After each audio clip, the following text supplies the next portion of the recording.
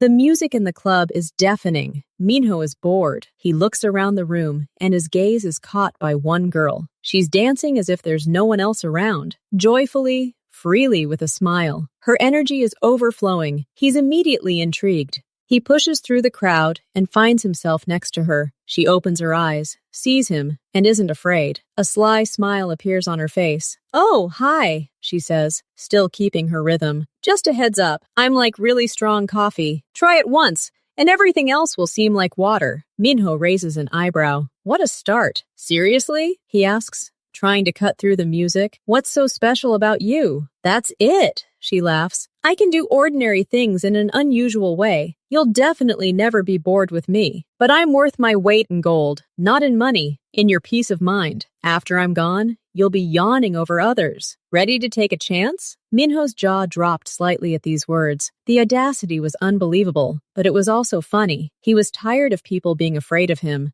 And this girl was flirting with him like an equal. "Well," he smiles too, "I like strong coffee. Let's go to my place and test your theory. My car is right outside." He doesn't wait, turns around, and walks away. His heart beats a little faster, not from excitement, but from excitement. He glances over his shoulder. She stands with her head slightly bowed, as if solving a difficult problem. Then she shrugs, as if to say, "Why not?" and follows him. He opens the car door for her. She jumps in as if getting into a taxi. "Let's go," she says. "Just no boring music on the way, okay?" Minho sits down next to me. He can't stop smiling. This evening is definitely not going to go according to plan. And that's great. Minho opens the door to his penthouse. Inside it smells of cleanliness and expensive wood. "Not bad," Layla said, looking around the spacious living room. "It's just too empty, like no one lives here." "I'm alive," he says, approaching the minibar. "Wine?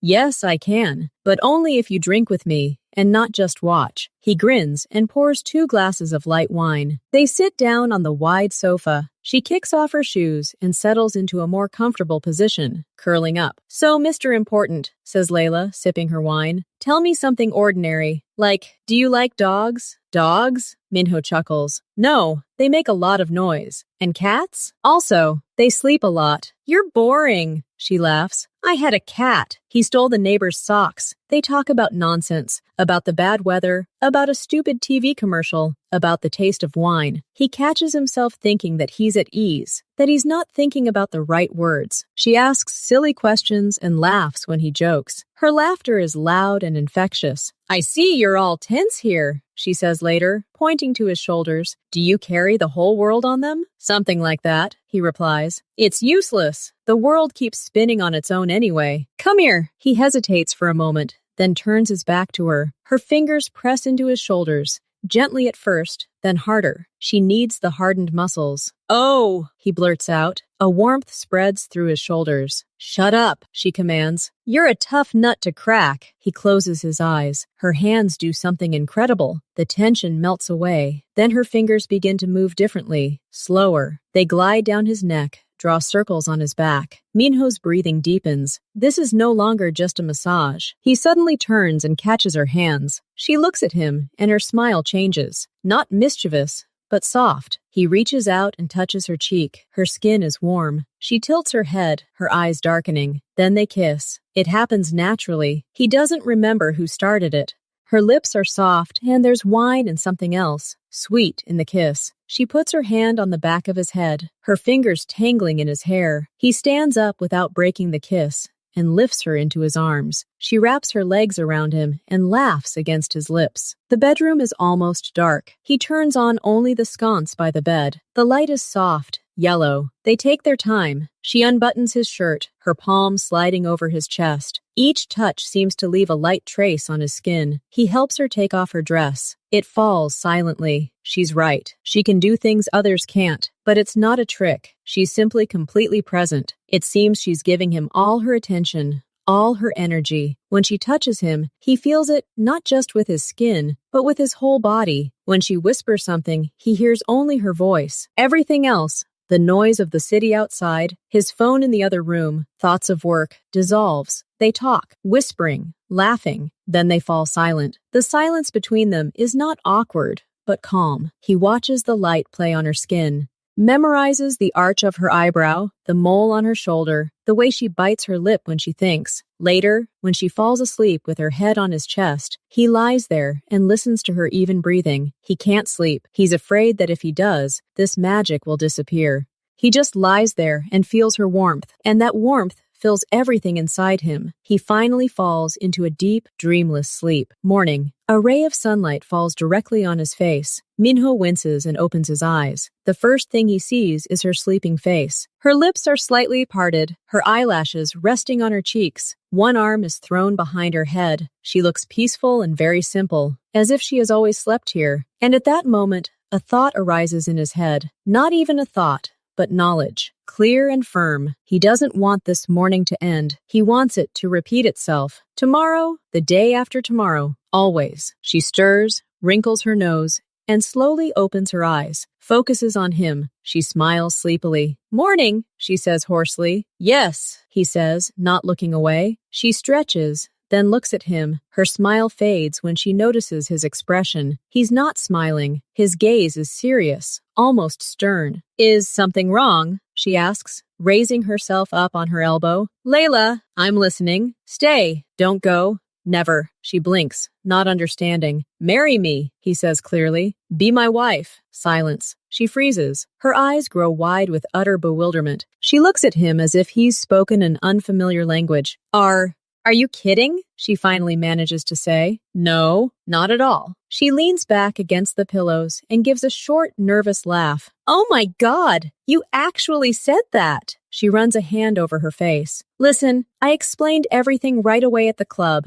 I'm like a strong blow. Afterward, the world seems different. But this isn't an invitation for life, you understand? It's just a fact. She throws off the blanket and gets out of bed, starting to look for her clothes. It was a wonderful night, truly one of the best, but that's where it ends. I'm leaving, and we won't cross paths again. That's how it was meant to be. She finds her dress and quickly pulls it on. Her movements are abrupt. She doesn't look at him. I'm packing my things and leaving. Forget me, or don't forget me if you can't, but that's your problem. She approaches the door, places her hand on the handle, and only then does she turn around to take one last look at him. There is no anger in her eyes. There is something akin to regret and weariness. Bye, Minho. Take care of your stone shoulders. She leaves, softly closing the door. He lies there, staring at the ceiling. The room smells of her, and his proposal hangs in the air, unaccepted. The door closes behind Layla with a soft click. The sound hits Minho like a gunshot. He jumps out of bed, pulling up his pants as he goes, and runs out into the hallway. She's almost to the elevator, presses the button. Stop! His voice booms in the empty space. Layla turns around, her gaze calm,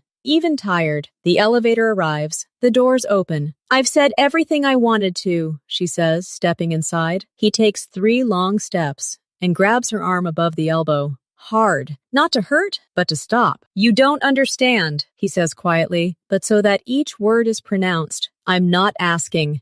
I'm telling you how it will be. She looks at his hand, then at his face. A spark of irritation flashes in her eyes. Let go. No, you're leaving now. But if I find you in this city, and I will, we'll go straight to the registry office. No talking. Do you understand? She tugs at his hand, but he doesn't let go. The elevator beeps, the doors trying to close. Are you crazy? She hisses. Perhaps, but it's your problem now. Do we have a deal? She rolls her eyes. She sees he's not joking. She sees the dull, animalistic determination in his gaze. She's sick of it. Okay, we've got a deal, damn it. You find me and we'll get married. Happy? Now let me go. He slowly unclenches his fingers. She immediately jumps back into the elevator car. See you later, Layla, he says, and the doors close, hiding her angry face. Minho stands in the hallway, barefoot and shirtless. His chest pounds. He believes his promise. He will find her. Layla goes outside and laughs, quietly, to herself. What a psycho. Of course he won't find her. He has more important things to do than chase a random girl from the club.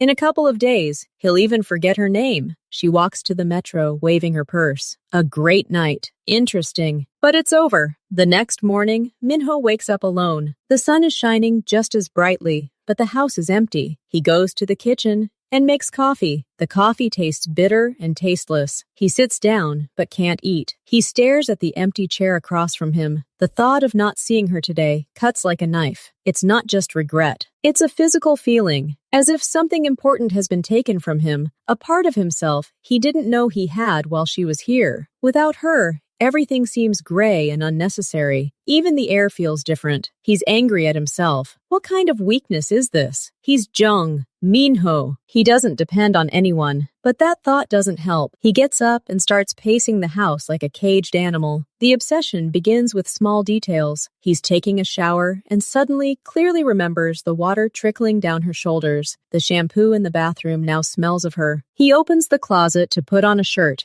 and sees a barely noticeable silver sparkle from her dress on the floor. He picks it up and holds it in his palm. He can't work. The numbers on the monitor are blurring. Instead, he sees her laughing, head thrown back, her lips biting as she listened to him, her eyes sparkling in the dim light of the bedroom. He goes into the bedroom and just stands there. The sheets are still rumpled. He lies down on her side and buries his face in the pillow. There's still a faint scent of her there. Perfume, perhaps? No, something else. Just her scent. He inhales it and feels like he's going crazy. Every detail haunts him. The shape of her ears, the sound of her voice when she said, "You're boring," the feel of her fingers in his hair. These aren't memories. These are ghosts that live in the house with him. They crowd out everything else. By evening, his anger reaches its limit. He no longer yearns. He's furious. Some girl has made him hers in one night. She's upended his life, his thoughts, his peace. She traded him for a night, took his strength and peace, and simply left. Like a thief, like a fraud. He won't allow it. No one has that kind of power over him. He emerges from the bedroom, his face a stony mask. All the softness, all the confusion,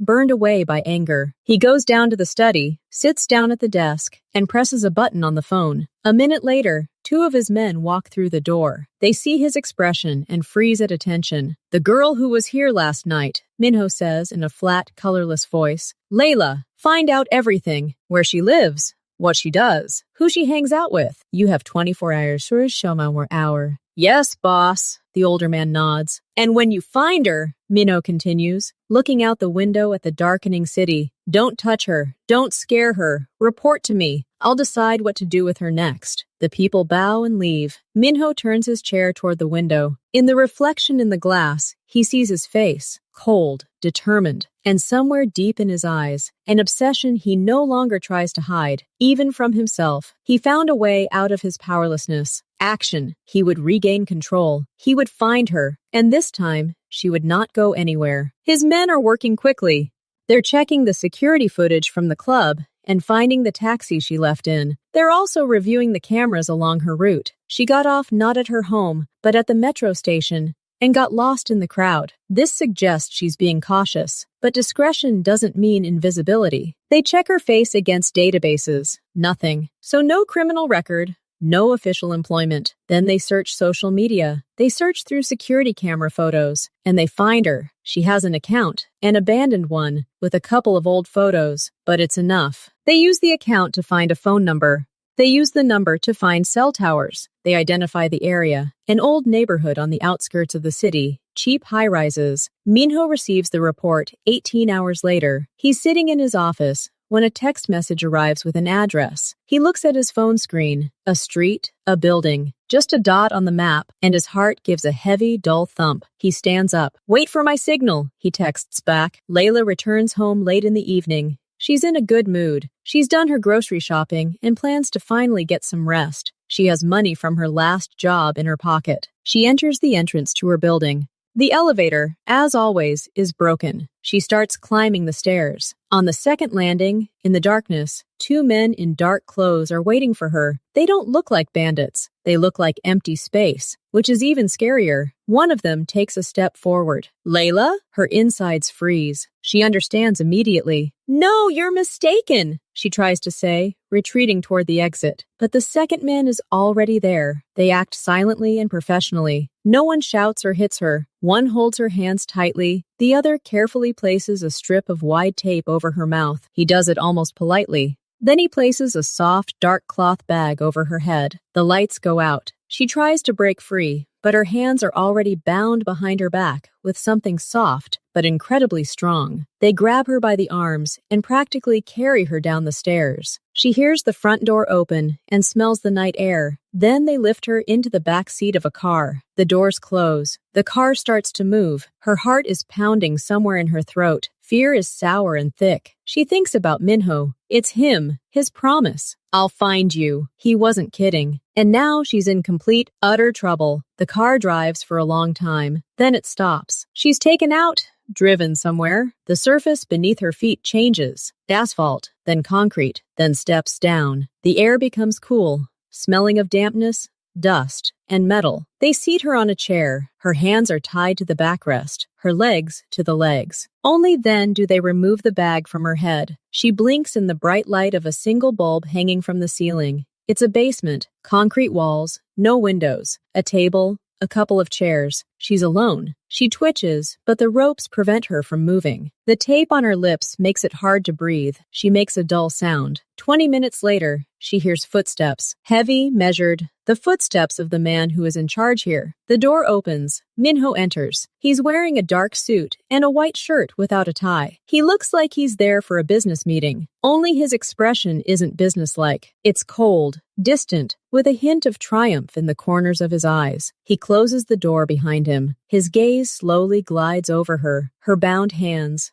the tape, her disheveled hair, her eyes filled with rage and fear. He steps closer and stops 2 steps away. Silence, studying her. Then he slowly leans down and carefully, by the corner, tears the tape from her lips. It hurts. She winces but doesn't scream. She speaks immediately. Her voice is hoarse but full of hatred. Well, congratulations, hero. You found it. You tied up the girl. Feeling powerful? Minho doesn't react to the barbs. He looks at her with the same intense, unwavering gaze. I told you I'd find you. So what now? Kill me? She tries to sound brazen, but her voice trembles. He frowns, as if the question is stupid. No, I brought you here to talk, without your running away, without your jokes. Now you will listen? Minho slowly walks around her chair, his footsteps echoing in the concrete basement. I'm tired of playing your games, Layla. I'll make the rules from now on. There are only 2. He stops in front of her, looking into her eyes. First, you stay with me. Live in my house.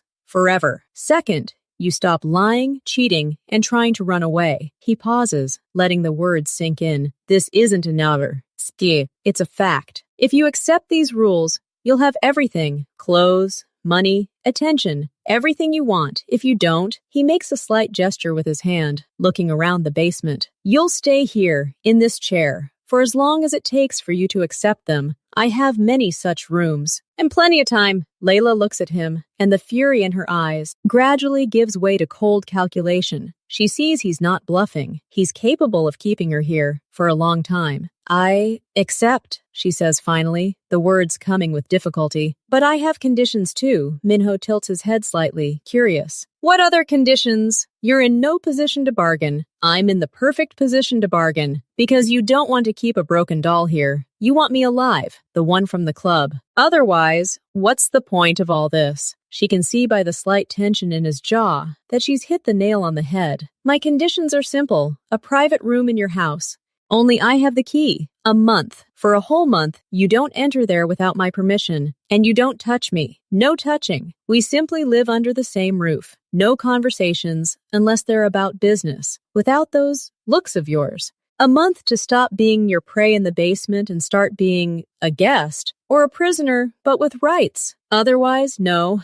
This basement is better. She speaks clearly, looking him straight in the eye. She's bluffing, of course. The basement is her worst nightmare. But she hopes he wants more than just a body. His obsession is her only trump card. Minho is silent for a long moment, studying her. He doesn't see fear in her, but a challenge. And it infuriates him and attracts him at the same time. He knows she's right. He doesn't need a broken girl in a basement. He needs her specifically, defiant, alive, the one. But he hates the terms. A month is too long, he says through clenched teeth. 3 weeks? She counters quickly, sensing weakness. 2 weeks. and your room will be under 24/7 surveillance, and you will not leave the house without me or my people. Surveillance? So no privacy. You will have privacy, but the security is mine. A video camera in the hallway opposite your door, and one of my people will be on this floor at all times. That's not up for discussion, and 2 weeks is my final say. Accept it? Layla looks at him. 2 weeks not of freedom, but of respite. A chance to come up with a plan, or to realize there isn't one. She nods slowly. I accept. 2 weeks. Your rules and my conditions. Okay? Minho takes a step back and takes out his phone. He says briefly and clearly, "That's it. Come in." The door opens. The same two men enter. Minho nods towards Layla. Release her. Take her to the house. Give her the blue room on the 3rd floor. The key is hers alone. Set up a camera in the hallway. One of you will be on duty on this floor at all times. She is not to leave the house without my express permission. Understood? Yes, boss. One of the men quickly cuts the ropes. Layla rubs her wrists, where red marks remain. She stands, barely able to stand from the strain. Minho comes close to her, but doesn't touch. 2 weeks, Layla. Starts right now. Don't disappoint me. He turns and walks away without looking back. His steps fade away. Layla stands in the middle of the basement, his men waiting at the door. We'll show you out, ma'am, one of them says indifferently. She realizes she's just traded one form of captivity for another, more comfortable, but no less secure. And she has only 14 days to figure out what to do next. She takes the first step toward the exit, feeling two expressionless eyes watching her. Her new life, full of rules and surveillance, has begun. They bring her to the same house. But now everything looks different. No longer a place for a nighttime adventure, but a beautiful prison. The man silently points her to a door on the 3rd floor, the blue room. Inside, it's spacious, cozy, and very quiet. On the bed are new clothes, her size. Everything has been thought out. She locks the door from the inside. But a minute later, she hears quiet footsteps in the hallway. The guard is already on duty. She goes to the window. It doesn't open. Down below in the garden, another guard is pacing slowly. Escape is impossible. She lies down on the bed and stares at the ceiling. 2 weeks. What can she do in 2 weeks? The morning begins with a quiet knock on the door. Breakfast is served, miss. She dresses and goes downstairs. Minho is already sitting at the dining room table. He's reading something on his tablet, but his gaze is distant. She sits down opposite him. A vase of flowers stands between them.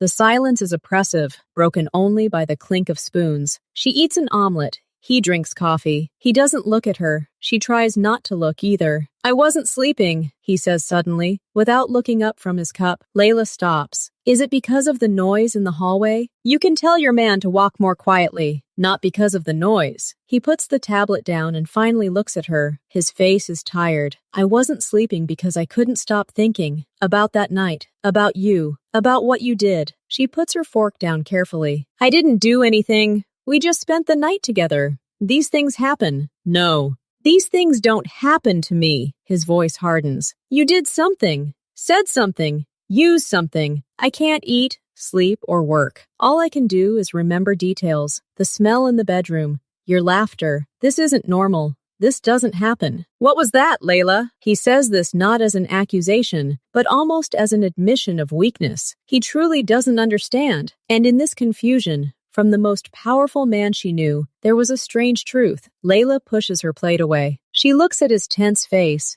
and realizes it's time for a partial truth, one that might give her at least some power. Okay, she sighs. You're right. I did something, but it wasn't me. It was chemistry. She takes a sip of water, gathering her thoughts. Minho doesn't move, frozen like a statue. His gaze is fixed on her. I have a perfume, a special one. It's made to order in a single lab. They add synthetic pheromones, substances that influence perception, emotions. It doesn't work on everyone, but it works on most. She speaks evenly, as if reading instructions. It's not a love potion. It's just an enhancer. If someone is attracted to you in general, the perfume makes that attraction 100 times stronger. It heightens all sensations. It links memories of you to feelings of euphoria. Minho slowly leans back in his chair, his face expressionless. Go on. That's my plan. My hook, Layla continues. I pick out a man at the club. I approach him or wait for him to approach me. And I say that same phrase, after me.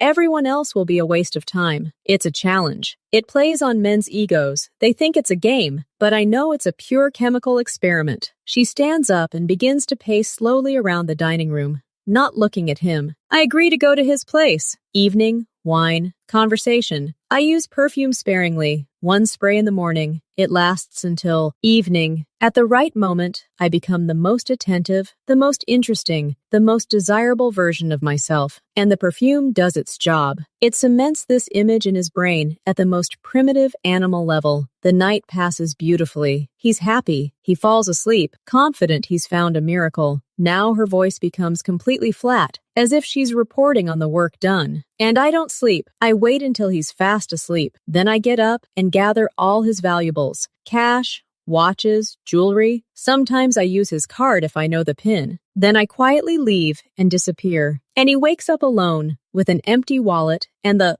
feeling that he's lost the most amazing woman in the world. He doesn't even always go to the police. He's too ashamed to admit that he was tricked like that, or he just hopes that I'll come back. And I'm already looking for the next one. Minho is silent for a long time. The only sound in the dining room is the ticking of the large clock on the wall. And with me? He finally says. Were you planning on doing the same thing? Layla stops and looks at him. For the first time in this conversation, something like weary recognition appears in her eyes. Yes, of course. You were the perfect target. Rich, confident, used to buying everyone. Those are the ones who bite the fastest. But with you, the plan went wrong. She returns to the table, but doesn't sit down. First of all, your house is full of cameras and people. My clients' houses are usually quiet and empty at night, but you even had someone walking in the hallways. Secondly, I was nervous, more than usual, because you weren't just a rich guy. You were dangerous. I could feel it. And in the bedroom, when I tried to spray perfume discreetly on your neck, I missed. Almost the entire bottle spilled onto the carpet by the bed. She sees his gaze sharpen for a second. You breathed this air all night and all the next. All day. The concentration was enormous. I didn't expect such an effect. My usual words about after me, there will be no need for others, became literally true for you, reinforced by the chemical burn of your brain. Your obsession isn't me. It's a side effect of a botched experiment. You were exposed to a tenfold dose of something that others reacted to with only mild affection for a couple of days. She finally sits up and looks him straight in the eyes. You asked what I did to you. Here's the answer. I didn't do any magic. I just spilled expensive perfume on your carpet, and your brain made the meaning of its entire life out of it. You don't need me. You need to air out the bedroom and see a good doctor. All your feelings are phantom pains, a chemical deception, and my deception to boot. She finishes. The silence in the dining room becomes deafening. Minho doesn't move. He digests every word. His face gradually changes. The bewilderment and confusion disappear. It becomes cold and smooth like ice. Something new lights up in his eyes. Not pain, not longing, but a clear, chilling understanding. And with it, a new, even more dangerous thought. Minho sits perfectly still. He's heard a lot in his life. Threats, flattery,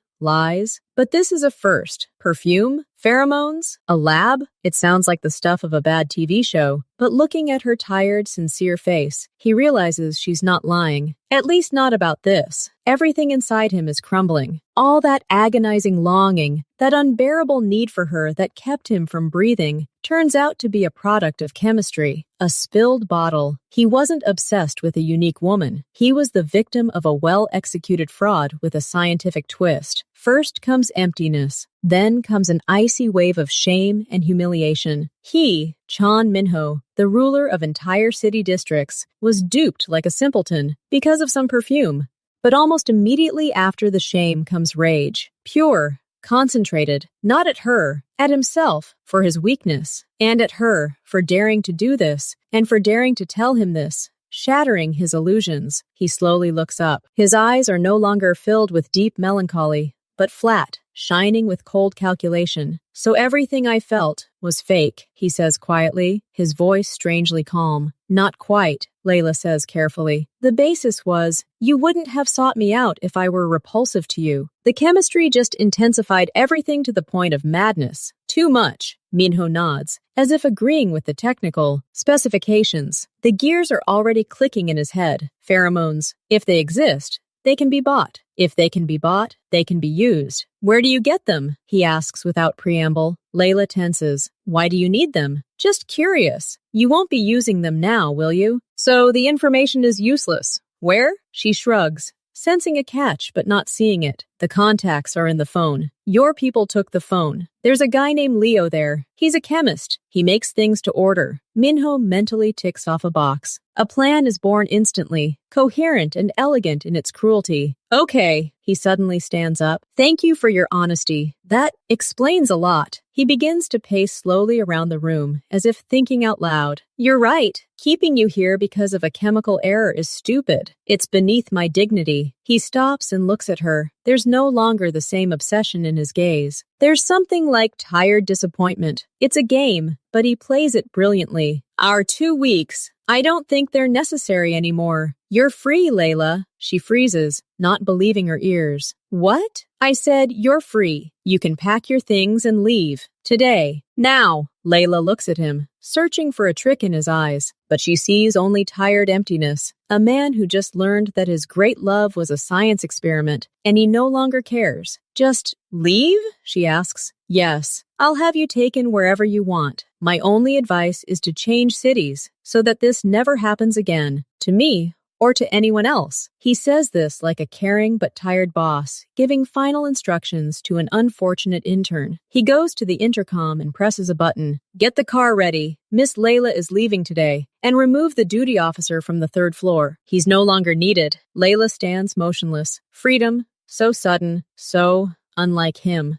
But he looks genuinely broken by the truth, and logic says, why should he keep her now? She was a mistake, a flawed specimen. He's erasing her from his life like damaged goods. Okay, she finally says, trying to sound confident. I'll pack. Take your time. Have a quiet breakfast. The car will be waiting when you're ready. He nods to her and walks out of the dining room, leaving her alone. His footsteps fade. Layla slowly sinks into a chair. Her head is spinning. He lets go of her because he learned the truth. It's the only logical explanation. She doesn't notice that Minho stops as he steps out into the hallway. His face transforms. No fatigue, only a cold, sharp determination. He takes out his phone and quickly dials a number. Leo, the chemist, we need to find him in half an hour and order from him the same thing he made for Layla. The strongest concentration. Price doesn't matter. We need it by this evening. He hangs up. The corner of his lips is barely touched by a smile. The illusion of freedom has been created for her. Now he begins his game. A game in which the roles are reversed. Now he will be the fisherman, and she will be the one irresistibly drawn to the hook. Minho wastes no time. 2 hours after speaking with Layla, his men find Leo. The chemist works in a clandestine laboratory on the outskirts. When visitors come to him, he initially tries to deny it, but the sight of the visitors changes his mind. Minho speaks to him over a secure video link. I need the same perfume you made for Layla, he says without preamble. The highest concentration.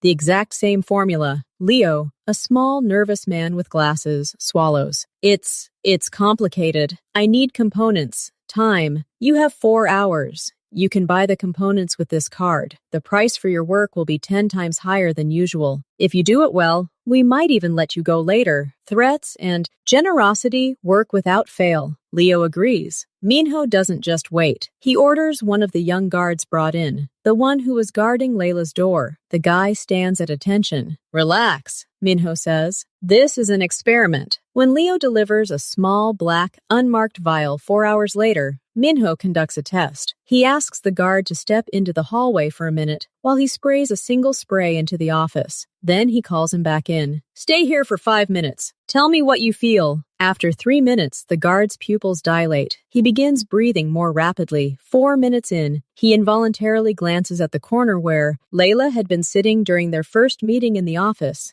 and runs his tongue over his lips. My head feels warm, boss, and some pleasant thoughts are swirling around. About a certain girl. Minho nods. Get out, and don't say a word to anyone. The guard leaves, staggering slightly. The weapon works perfectly. The bottle sits on Minho's desk. It looks like an ordinary perfume sample, but it's a trap. He touches the cold glass. Now he holds in his hands the cause of all his torment and the key to revenge. That evening, he invites Layla to dinner. It's formally a farewell. She's already packed a small bag. She looks wary, but the hope for imminent freedom is visible in her eyes. The table is set in the small dining room. The lighting is dim, the food simple. Layla sits down, trying to hold herself lightly. "I told you to make your favorite, like you said the other night," Minho says, pouring her water. "Truffle pasta." "Thank you," she says, surprised by his memory. He sprays perfume on his wrist, doing it under the table, as if adjusting his cuff. The light, almost elusive scent of almond and something woody begins to slowly dissolve into the air. He does this before she can sit down really close. At first, nothing changes.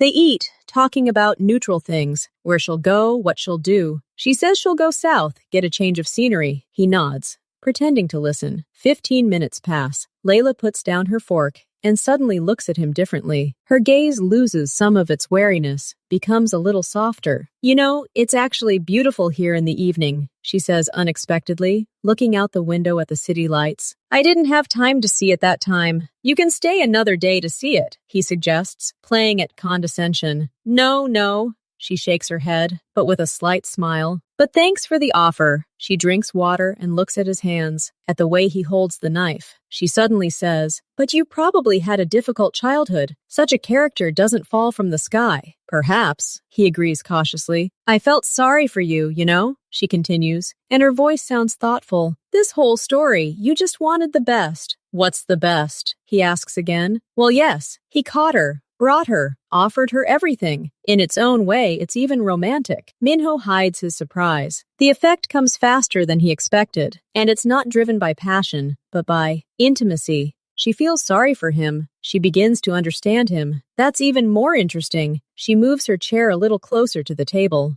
and therefore closer to him. "I keep thinking, maybe I shouldn't be so abrupt about everything," she says, playing with the edge of her napkin. Her gaze has become more absent-minded, warmer. "You mean our agreement?" he clarifies. "Well, yes. 2 weeks, no touching." It sounded so strict. Maybe there could have been a different way? Slower. He sees her trying to shake off this state, shaking her head slightly, but her gaze returns to him again, softer, more interested. "You said it yourself. I'm free.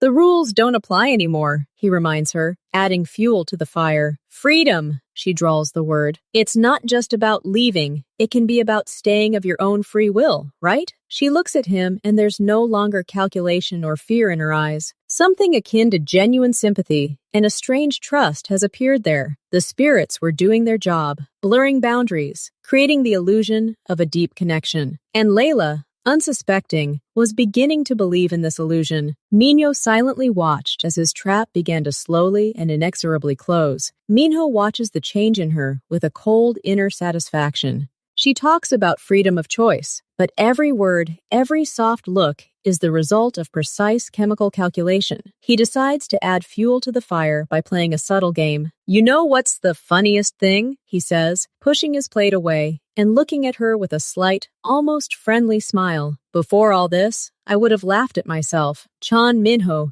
who sets rules like 2 weeks no touching. Sounds like the script for a bad melodrama." Layla listens, resting her head on her hand. Her posture is relaxed. "I thought it was sweet," she says thoughtfully. "In a way, a sign of character." "Character?" he chuckles. "Or stupidity? You said a month without touching. I, so important and intimidating, agreed to 2 weeks. We haggled, like at the market, for my own attention to myself. It's completely absurd when you think about it." He sees her brows draw together slightly. She tries to process his words, but her thoughts seem confused. The scent in the air, soft and persistent, does its work. "I was scared then," she admits quietly, something she would never have done before. "You were so overwhelming. And those rules gave me the illusion of control." "Illusion," he repeats softly. "That's the right word. Because I've always been in control, Layla. Always. I just let you think differently. For 2 weeks." He says this without challenge, rather with a slight sadness, as if it were a statement of fact. And therein lay the ultimate irony. He, who had kept her in the basement, was now playing the role of a wise man, regretting his own cruelty. And she, under the influence of pheromones, was ready to see depth and sincerity in this role. "Who's in control now?" she asks, and her voice betrays not a challenge, but genuine curiosity. She glances at his lips,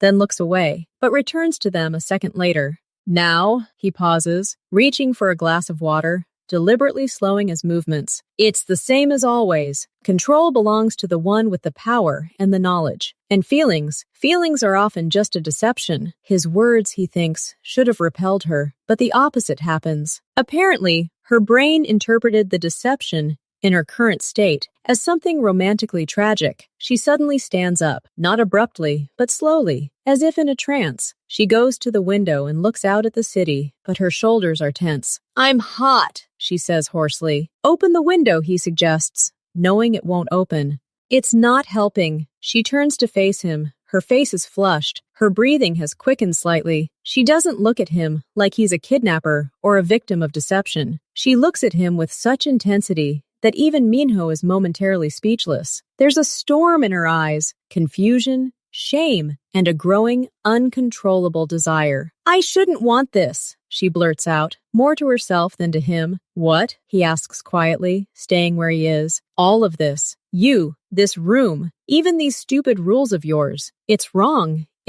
She can't finish. It's as if she's struggling with herself, clenching her fists. She tries to remember who she is, what happened, why she's here. But the memories are lost in the thick fog that floats in her head. And at the center of this fog is him, his calm face, his voice, his hands on the table. "Layla," he says, standing up but not coming closer. "You said you were free. You can just leave. The car is waiting downstairs." It was the last straw. The suggestion to leave, made now when her whole being screamed the opposite, broke the last barriers. Fury flashed in her eyes, not at him, but at herself, at her own weakness. "Shut up!" she screams suddenly, her voice breaking.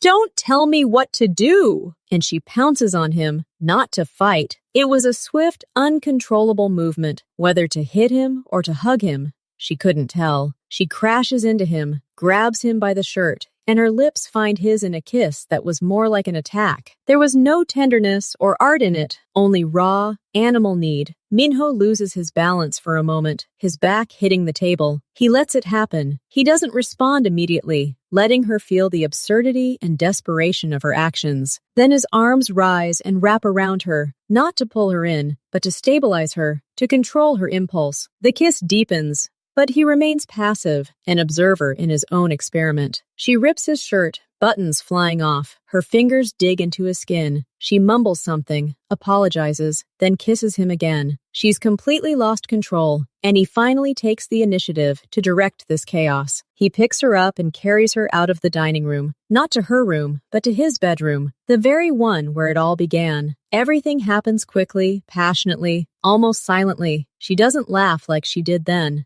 She's focused, as if trying to find answers to all her questions through this physical connection. He moves methodically, precisely, observing her every reaction, how the chemistry he released into the world dictates her every movement, every breath. When it's over, a heavy silence falls over the room, broken only by their ragged breathing. Layla lies staring at the ceiling, as if trying to comprehend what just happened. Her expression is one of relief and emptiness. She turns to him, and something akin to tenderness and shame appears in her eyes. "I don't know what came over me," she whispers. "I know," Minho says calmly. He moves away from her, sits on the edge of the bed, and reaches for the nightstand. His movements are precise and emotionless. He takes the same small black bottle and places it on the blanket between them. It catches a reflection of the light. "This?" Layla asks hoarsely, not understanding. "Your perfume, or rather an exact replica, the strongest concentration. It was delivered to me this afternoon." She slowly rises up on her elbow, looking from the bottle to his face. Understanding slowly, like ice, grows in her eyes. What did you do?" "The same thing you did, only I didn't spill it on the carpet." He takes the bottle and sprays it lightly into the air, the same almond woody scent, but now it smells like betrayal to her. "I sprayed it on myself before dinner. You breathed that air for almost 2 hours, while you were talking about freedom and how sorry you were for me." He sees her face turn white. Her eyes widen in horror. "No!" It's not even a word, but a groan. "Yes," he says mercilessly. "Everything you felt for the last hour, it wasn't you. It was the chemicals, your own chemicals. You fell victim to your own hook. You wanted to leave,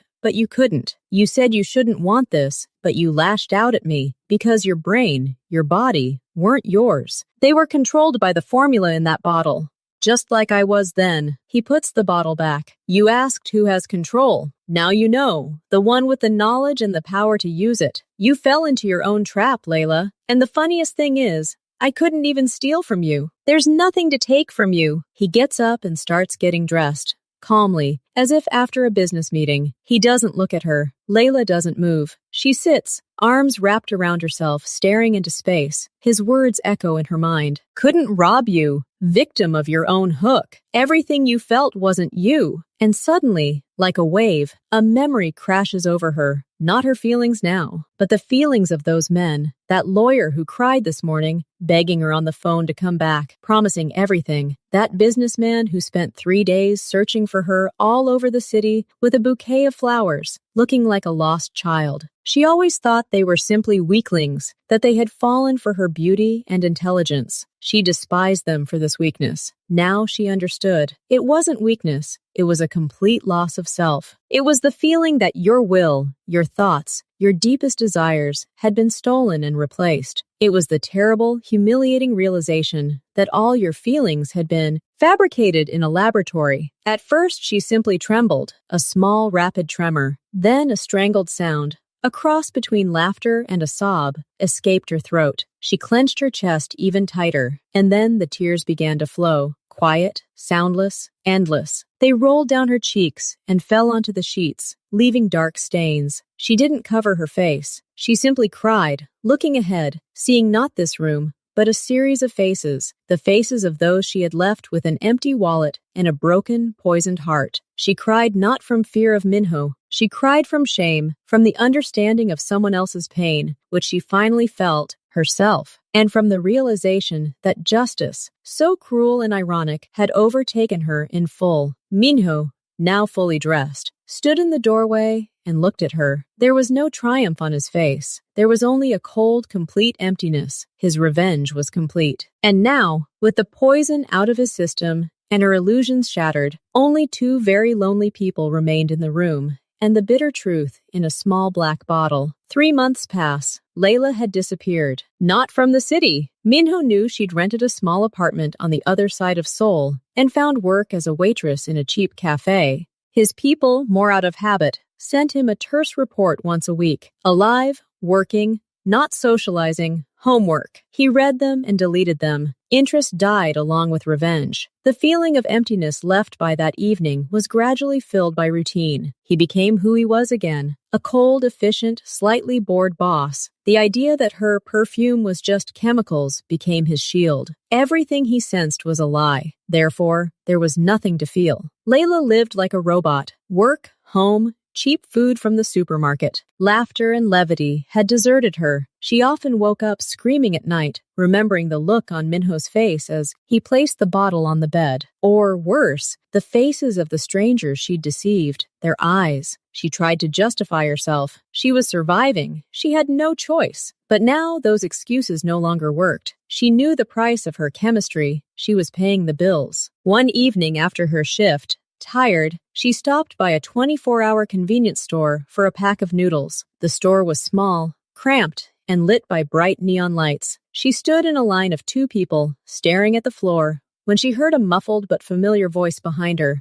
Yeah, I understand, but deadlines are tight. We need to decide this tomorrow. Layla froze. Her heart sank into her stomach. She turned around slowly, as if against her will. A meter away, Minho stood by the energy drink aisle, not in his impeccable suit, but in simple dark joggers, a black hoodie, and a cap pulled down low. He was staring at his phone, his face, illuminated by the screen, looking tired and ordinary. Nearby, leaning against the refrigerator, stood his young security guard, the same one he'd used for the test. Nodded slightly in her direction, never taking his eyes off Minho. Minho ended the call, pocketed his phone, and raised his head. His gaze slid over the guard, then, following his silent signal, slowly moved to Layla. The meeting of their gazes was like an electric shock in the silence. There was no anger, no triumph, not even surprise in his eyes. First, there flashed simple recognition, then a momentary assessment of the situation, and finally, something like dull, tired annoyance. Fate, it seemed, had laughed at them, arranging this pitiful meeting among the shelves of cheap beer and chips. Layla couldn't move. She felt all the blood drain from her face. She clutched the noodles in her hand so tightly that the packaging cracked. Mino was the first to break the silent tension. He sighed, shook his head slightly, and took a step forward, not toward her, but toward the cash register, where a space had just opened up. "Let the lady through," he said quietly to the guard, not even looking at him. The security guard stepped aside, allowing Layla to proceed to the checkout. It wasn't politeness, but an order, a mechanical one. Layla, on autopilot,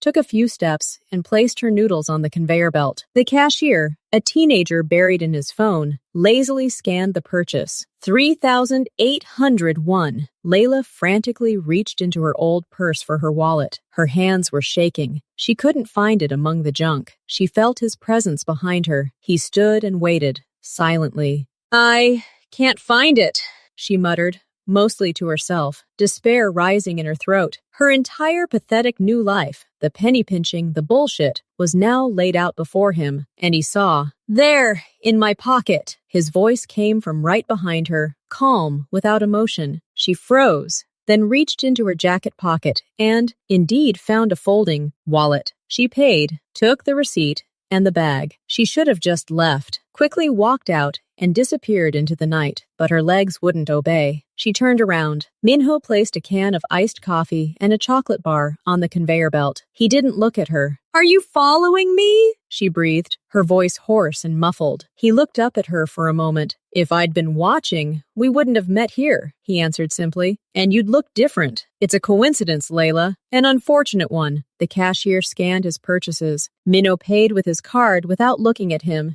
and picked up the bag. "Let me go," she whispered, as he walked past her toward the exit. She didn't know why she said it. Maybe she was hoping he'd make some kind of promise. He stopped in the doorway without turning around. His silhouette was cut out black against the night city. "I let you go 3 months ago. You're not letting yourself go." And he left. The guard took one last quick glance at her and followed the boss. Layla emerged onto the street a minute later. His car was nowhere to be seen. They had vanished as quickly as they had appeared. She stood there, holding the bag, and the emptiness inside her howled even louder. He had been right. He had let her go, but the prison of shame and memories remained with her. The next meeting took place a week later, and this was no coincidence. At the manager's request, Layla stayed late after her shift to help with inventory. It was already past midnight. She exited through the back door into a narrow, dingy alley lined with dumpsters. The air was thick with the smell of old oil and mold. She'd just pulled out a cigarette, a new, nervous habit, when a man stepped out of the shadows, moving away from the wall. Not Minho, not his bodyguard. A stranger, tall, skinny, with an unpleasant grin and empty eyes. "Hey, sis," he croaked.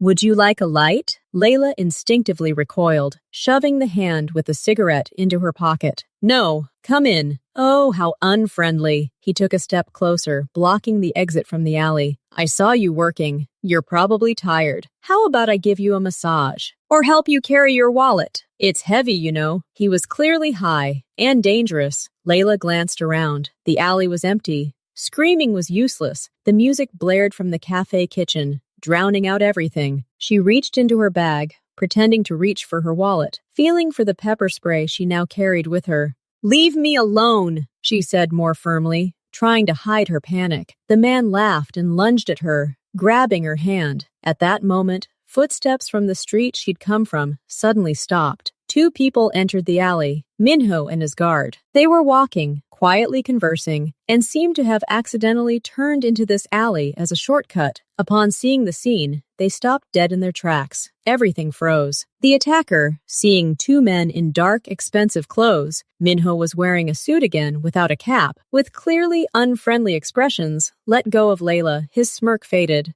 "Hey guys, it's okay. We're just talking." "Go away," Minho said. Just one word, spoken quietly, but in a tone that sent shivers down even Layla's spine. The attacker obeyed. He jumped to the side, muttered something unintelligible, and practically ran out of the alley on the other side. There were 3 left. Layla, leaning against the cold wall, breathing heavily. The guard, frozen half a step behind Minho, prepared for anything, and Minho himself, looking at Layla with an inscrutable face. "You're stalking me." This time it was a statement from her. Her voice trembled. "No," he replied, irritation finally breaking through in his tone. "I have business in the area. I'm trying to persuade the owner of the laundromat to sell me a share. He likes to meet at night." He paused, his gaze sliding over her work apron, still dirty from dishes. "What are you doing here at this hour? Giving interviews in dark alleys?" "I'm working," she blurted out, and suddenly anger, pure and clear, flooded her. Anger at him, at the whole situation, at herself. "I don't have security or a personal driver. I go out into dark alleys because I have no choice. Are you happy? You wanted to see me hit rock bottom? Here, look.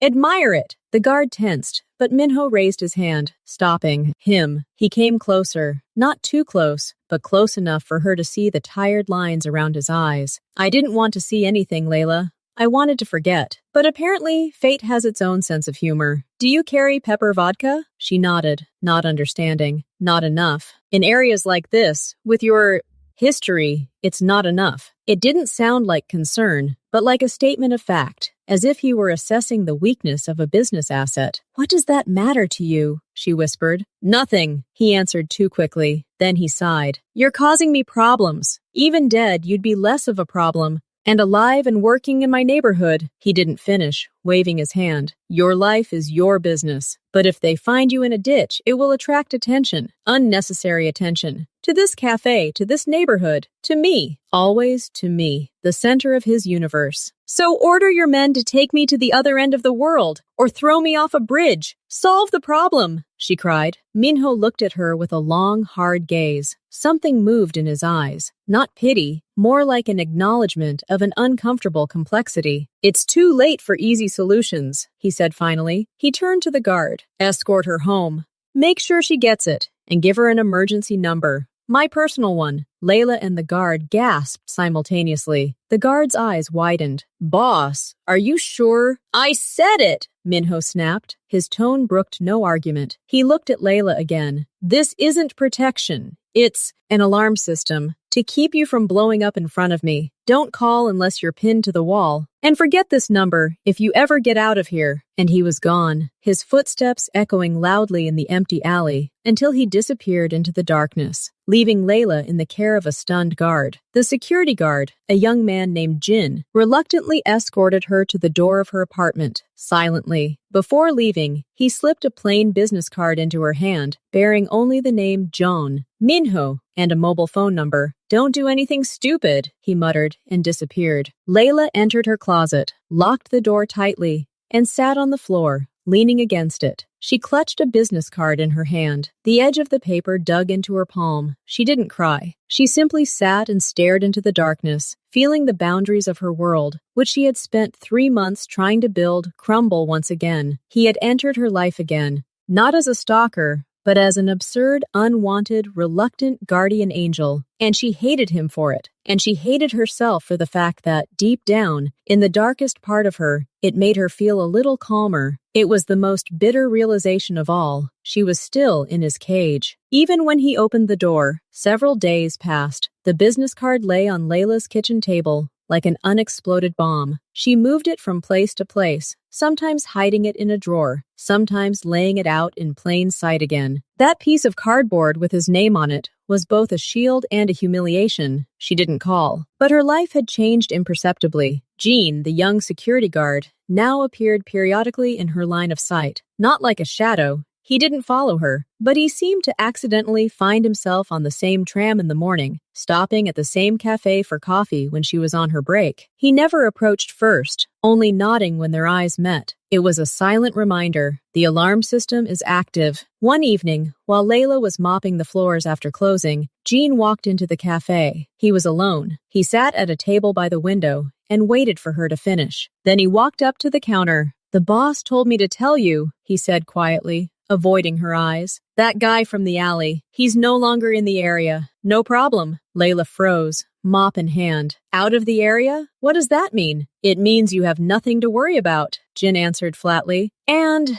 The boss told me to ask, do you need money? The question hung in the air like a slap. A hot wave of shame washed over her. No, she hissed. Tell him to stay out of my life. Jin nodded, as if expecting this answer. He thought so. Then one more thing. He says working at this cafe is a bad idea. They close too late. The area is bad. He knows a place. A tea shop in the center. The owner is an acquaintance of his. They need an assistant. Daytime hours, better pay. It's not help, Jin added hastily, seeing her face darken. It's risk minimization. You're safe during the day. In a crowded place, less chance of incidents that would attract attention. He spoke in memorized phrases, conveying the message precisely. Minho wasn't offering her help, but optimization, transferring a problematic asset to a safer zone. And if I refuse? Layla asked. Jin shrugged. Your life is your business. I'm simply passing on information. Decide for yourself. He turned and left.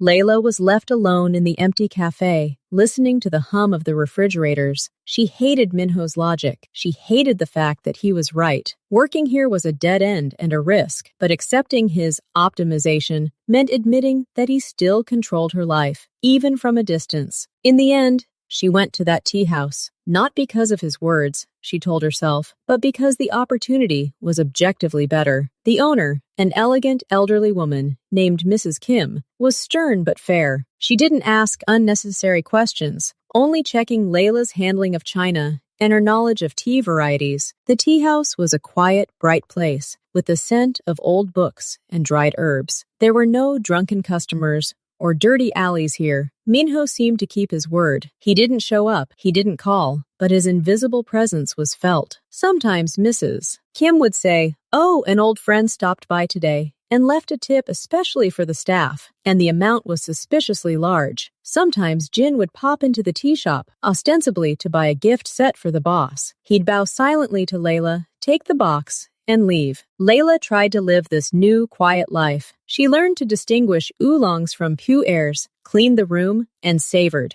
the silence. But inside, everything was seething. She felt like a puppet, moved to a more beautiful stage, but the strings were still in someone else's hands. The turning point came a month later. A group of teenagers ran out of the school across from the tea shop. They chased each other, and one of them, backing away, crashed into Layla. She was carrying a tray with an empty porcelain teapot and cups. The tray slipped from her hands. Everything shattered. The ringing was deafening. The entire tea room froze. Layla stood over the shards of an expensive antique tea set, her face white as chalk. She knew that this tea set was Mrs. Kim's pride, a family heirloom. Its value was exorbitant. Mrs. Kim approached, her face sad, but not angry. "Don't worry, dear. It was an accident. I knew it would happen sooner or later. It's okay." But Layla saw her hands shaking. "It's okay." It was just kindness. Layla was devastated. She had nothing to cover even a small part of the damage. Panic, cold and sticky, clogged her throat. She felt poor, clumsy, humiliated. And in that moment of despair,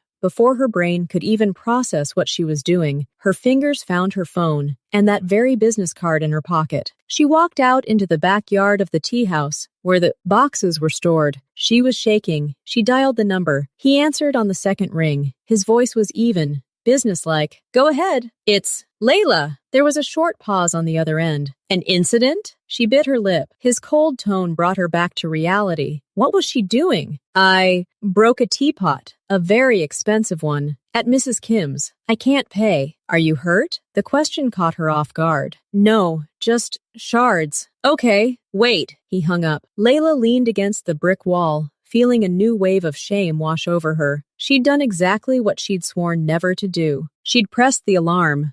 20 minutes later, it wasn't his luxury car that pulled up to the tea shop, but a simple gray sedan. It wasn't Jin who got out, but an older man in glasses, apparently an accountant. He entered, spoke politely to Mrs. Kim, inspected the damage, pulled out a thick envelope, and handed it to her. Mrs. Kim initially refused, but the man gently insisted. Then he approached Layla. "Miss, everything is sorted. Don't worry. Mr. Zhang asked me to tell you, this is a one-time insurance service. Don't repeat it. Have a nice day." And he left. Everything was decided in 10 minutes. Without emotion, without reproaches, without talking to her. Simply eliminated. That evening, As Layla was closing the tea shop, her phone vibrated. An SMS from an unfamiliar number had arrived. The insurance claim has been closed. Jin's number 000xxx. Contact him for household matters. Delete this number. Do not call. Do not text. It was him. Brief, clear voyage, without goodbyes. He'd shut himself off again. He'd fulfilled his alarm function and cut her off. He'd given her a safer intermediary, Jeannie, and ordered her to erase himself from the phone's memory, like a used-up code. Layla stood on the nearly empty street. A streetlight flickered overhead.